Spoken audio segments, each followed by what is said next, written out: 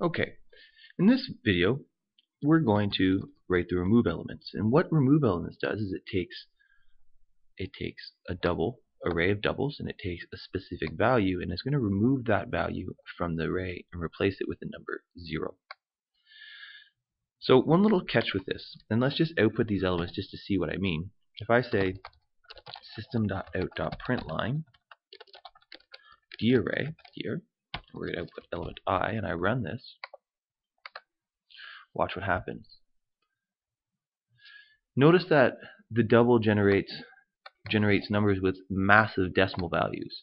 So it's going to be hard to pass an exact value and check for equality in that method. So what we're going to do is I'm going to actually cast all these to integers. And what this is going to do is this is going to chop off the decimal places in my output, right? Because what it's going to do is generate that number, and then this is going to make it an int, and it does it by chopping off the decimals. And then when it passes it into darray, it's going to become a double again. So we'll be able to see that. So when we run now, wrong spot. Let's try that again.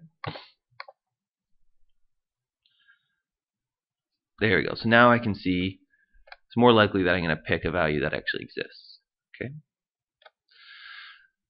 So what I'm going to have to do down here in the remove elements is I'm going to have to go through each element and I'm going to have to check if that element is equivalent to the value.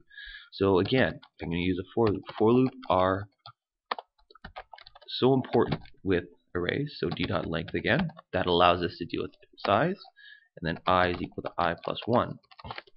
And then inside this for loop, I'm going to make an if statement. And what I'm going to say is I'm going to say if d at element I is equivalent to value, then d at element I equals 0. So all this says is that, and this is my end of for. It's my end of the if.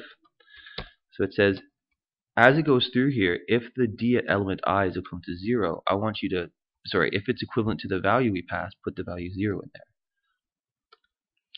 So let's do this. Let's test this to see if it works. So first thing we'll do is we'll build this.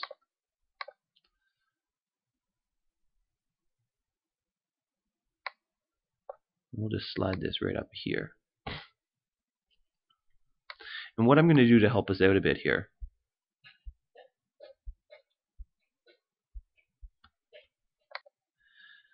it's a little hard to test this because it generates random numbers every time. So what I'm going to do is I'm going to put instead the value I into every element. And what that's going to do is that therefore darray is going to hold the value 0, 1, 2, 3, 4, 5, 6, 7 up to 10. So if we run this now, just to see, there you go. So we have the values 0 through 9, which are the indexes. So now I know what a value that is definitely in there. So let's invoke our method. So I'm going to say, if we just scroll down for a second, remember that remove elements doesn't return anything. So I'm just going to say remove elements d, comma, and what do I want to? Let's remove the value 8. And then let's output the array again. For int I equals 0, I is less than darray.length, I is equal to I plus 1, system.out.println darray at I. So what this program should do now, and let's just build it to make sure it builds, is it should, oh, we have one error. Oh, I see what my error is. Let's get rid of this. This should be darray. So build, this should build now. What this is going to do is it's going to go through and is going to remove the value 8 and put a 0 in there. Let's take a look.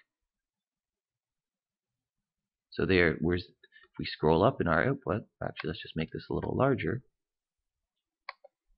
Oh, I can't, it seems. Oh, it goes. Notice the first time it outputs the array, there's the 8, and then the second time, it pulls it out, puts a 0 there. One of the critical ideas with this is that what's being passed into this is the reference. So when I change a value in the method, because all of these are pointing to the same location, it changes the value of the array. I don't need to return anything.